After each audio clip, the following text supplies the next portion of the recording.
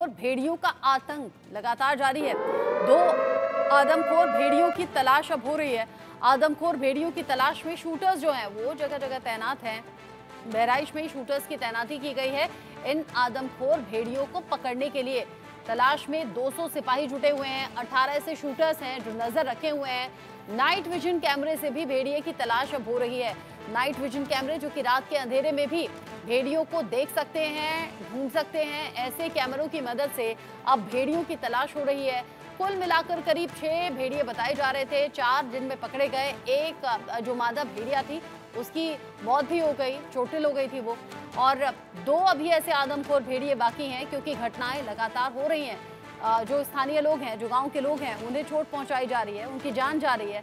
2 भेड़िए अभी भी बाकी हैं जिन्हें ढूंढा जा रहा है और जगह जगह शार्प शूटर्स तैनात किए गए हैं।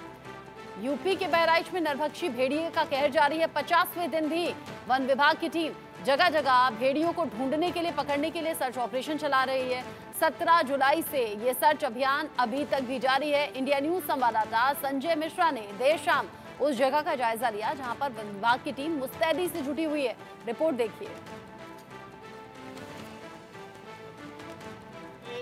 तकरीबन 50,000 से अधिक की आबादी के लोगों की आंखें रात भर जागने से पथराने लगी हैं। वजह यह है कि बहराइच के महसी में नरभक्षी भेड़ियों का आतंक लगातार जारी है।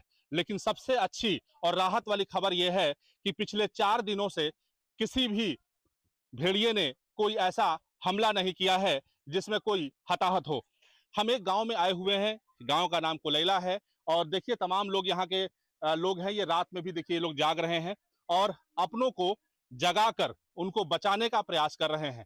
इन गांवों के लोग लगातार इस उम्मीद में टकटकी लगाए बैठे हैं कि शायद जो 2 नरभक्षी भेड़िए हैं वो जल्द ही पकड़े जाएंगे और इनका परिवार बच पाएगा, क्योंकि जिस तरीके से मासूमों की मौत हो रही है ऐसे में ये घबराए हुए हैं।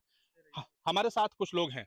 सर ये बताइए कि क्या क्या व्यवस्थाएं की जा रही हैं, किस तरीके से लोगों को जगा रहे हैं? अलाउंस करके लोगों की टीम बना करके घर घर जा करके ये समझाया जा रहा है कि बाहर मत लेटिए।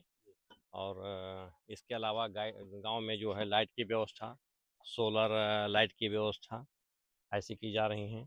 और प्रयास यही रहता है कि घर के अंदर लोग लेटें जिससे ऐसे हमले न हों। अगर किसी के पास कोई व्यवस्था नहीं है तो उनके आश्रय स्थल बनाए गए हैं, जैसे विद्यालय हैं या पंचायत भवन है, जहाँ पे जैसी व्यवस्था है वहाँ पे उनकी व्यवस्था की गई है कि वो जाके वहाँ लेट सकते हैं। ये 4 दिनों से एक राहत वाली खबर आई है कि किसी पे हमला नहीं हुआ। अभी तक तो नहीं हुआ है, लेकिन बीच में भी गैप एक रहा है 4 रात की, उसके बाद अचानक हमला हुआ। तो राहत तो है, लेकिन सतर्क रहने की ज़्यादा आवश्यकता है, क्योंकि 4 दिन से भूखा है तो ये भी हो सकता है कि वो अपनी भूख मिटाने के लिए कोई हमला करे। आपका गांव इनके भेड़ियों के मान से काफी करीब है, तो क्या लगता है कि कुछ जानकारी है इनके हमलों के विषय में कि आखिर में ये हमले कैसे करते हैं और क्यों करते हैं? अब लोग कहावत तो ये है कि इनके परिवार में कोई जब आहत होता है किसी मनुष्य से, तो ये मनुष्य पर हमला करना शुरू करते हैं। जी। लेकिन क्या हुआ है इसके बारे में सही जानकारी नहीं है। ये मार्च में 1-2 हमले किए, उस समय 2 भेड़िए पकड़े गए, हमला बंद हो गया। इसके बाद से 17 जुलाई से इन्होंने दोबारा हमला शुरू किया है और तब से लगातार हमले हो रहे हैं। अच्छा, कितनी टीमें, जैसे अभी हमने देखा कि पूरे गांव के तकरीबन 150 से 200 लोग आपके साथ जाग रहे हैं, रात काफी हो गई है, उसके बावजूद लगातार आप इसी प्रयास में जुटे हैं कि ये हमला दोबारा ना हो।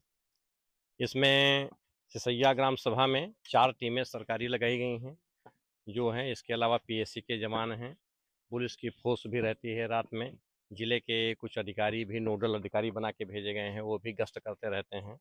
इन लोगों के गश्त रात 11 बजे के बाद बढ़ेंगे और सुबह 5 बजे तक लगातार ड्यूटी करते हैं। और इन सभी लोगों का प्रयास ये रहता है कि कोई बाहर न लेटे। सबसे मूल प्रयास ये है कि कोई बाहर न लेटे। अच्छा, किस तरीके से आप लोगों को कहते हैं कि आप अंदर जाओ, अंदर लेटो, मतलब किस तरीके से आप लोग उनको बताते हैं? उनको समझाया जाता है, अगर उनके समझ में नहीं आता है तो उनको बलपूर्वक भी अंदर किया जा रहा है, ताकि उनको बचाया जा सके। जैसे बचाया जा सके। अच्छा। लोग नहीं मानते हैं तो उनसे ये कहा जाता है कि अगर नहीं मानोगे तो हवालात भी भेजा जा सकता है। ये केवल डर पैदा किया जा रहा है, किसी को भेजा नहीं जा रहा है, केवल डर पैदा करके ये कि अंदर लेते हैं। सबसे प्रमुखता ये है कि उनके जीवन की रक्षा की जा सके। अच्छा, 49 रातें हो गई हैं आप लोग को जागते-जागते, तो क्या ऐसा नहीं लगता है कि जो है अंदर आक्रोश बढ़ रहा है, या जो विश्वास है वो डगमगा रहा है, या नाराजगी बढ़ रही है? नहीं, ऐसा तो नहीं है। 50 गांव लगभग हैं। कहीं भी किसी गांव से कोई ऐसी सूचना नहीं आई है कि लोगों में आक्रोश है या किसी तरह, क्योंकि सरकार पूरी व्यवस्था कर रही है। जिनके दरवाजे नहीं हैं वहाँ पे दरवाजे लगवा रही है, जिनके मकानों में दरवाजे नहीं हैं उनके दरवाजे भी लग रहे हैं। लाइट की भी व्यवस्था हो रही है, पोलों पे लाइट लग रही है। इसके अलावा तमाम सोलर लाइटें लग रही हैं, अच्छा, जिससे जो मान है लीजिए किसी के पास अगर व्यवस्था नहीं है, कि दरवाजा नहीं है उस घर में, या कोई सुरक्षा ऐसी नहीं है, तो क्या करते हैं? सरकार दरवाजा लगवा रही है। लगवा रही है। लगवा रही है। अच्छा, अब आप बताइए कि आप क्या हैं? हम सफाई कर्मचारी हैं। अच्छा, नहीं, यहाँ पे किस ड्यूटी पे तैनात किए गए हैं? इस उल्फ से सुरक्षा के लिए हम लोग तैनात किए गए तो हैं। गांव के लोगों को कैसे आप उनको जगाते हैं कि आप सीधे अंदर जाइए, दरवाजे के बाहर मत सोइए? हम लोग जाते हैं, उनको प्यार से जगाते हैं कि भैया यहाँ लेटोगे तो भेड़िया हमला करेगा, आराम से आप लोग अंदर लेटिए। लोग का हम भी मानते हैं, कोऑपरेट करते तो क्या हैं। घर घर जाते हैं आप? घर घर डोर टू डोर जाते हैं। डोर टू डोर जाते हैं? जी। जैसे मान लीजिए कोई अगर नहीं मानता है तो क्या करते हैं? नहीं, मान लेते हैं, सारे लोग मान लेते हैं। भेड़िए का खतरा है, पूरा गांव जान रहा है कि यहाँ खतरनाक जानवर है और सोते समय ही हमला करता है, तो सारे लोग का मान लेते हैं, अंदर चले जाते हैं। भैया आप जरा इधर आइए, ये बताइए कि क्या लगता है कितनी टीमें आपकी, जैसे जैसे अभी हम देख रहे हैं कम से कम 100 से 150 लोग हैं, तो ऐसे कितनी टीमें यहाँ लगी होंगी 4 टीमें हैं यहाँ पर। एक एक गांव में? हाँ, हाँ, यहाँ पर 4 टीमें सिसैया चूरणमल में। अच्छा, जी। तो इस तरीके से तो बहुत सारी टीमें हो गई। हाँ जी, बहुत हैं, 105 हैं। 105 टीमें? जी। देखिए 105 टीमें हैं, और आइए इधर इधर से चलते हैं, आइए इधर इधर ही निकल चलते हैं वापस। 105 टीमें लगाई गई हैं, और ये गांव के लोग जिस तरीके से अपने मासूमों की ज़िंदगी बचाने के लिए जद्दोजहद कर रहे हैं, इसको देख करके रात का वक्त है, और आप इनके एक्टिविटीज़ को देख करके आप अंदाज़ा लगा सकते हैं कि इनके मन पे, इनके दिल पे क्या गुजरती होगी, कि अपने मासूमों को के विषय में ये क्या सोचते होंगे। ये बताइए कि कई तरह की बातें भी कही जा रही हैं। जगह-जगह लोग बता रहे हैं कि यहाँ भेड़िया निकला है, यहाँ भेड़िया निकला है। क्या कितनी सच्चाई है? इसमें बहुत ज़्यादा तो ये होता है कि सियार को देख के या कुत्ता गन्ने की तरफ जा रहा है तेज में, हाँ। तो क्योंकि लोग डरे हुए हैं इसलिए ऐसी शिकायतें करते हैं कि यहाँ भेड़िया निकला है। अच्छा। लेकिन बहुत जगह चेक करने के बाद ये हुआ कि उनके पगमार्ग भेड़िए जैसे नहीं हैं और भेड़िए नहीं पाए जा रहे हैं।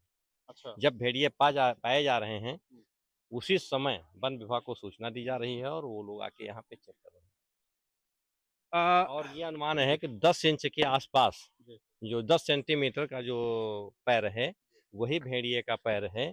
उससे छोटे जो पैर हैं वो भेड़िए के पैर नहीं हैं। नहीं। नहीं। अच्छा, ये जो गाँव के लोग हैं, लाठी, डंडा, बरछी, भाला और फरसा सब कुछ लिए हुए हैं। लेकिन उसके बावजूद कभी न कभी भेड़िया आता है और शिकार करके चला जाता है। वजह क्या है?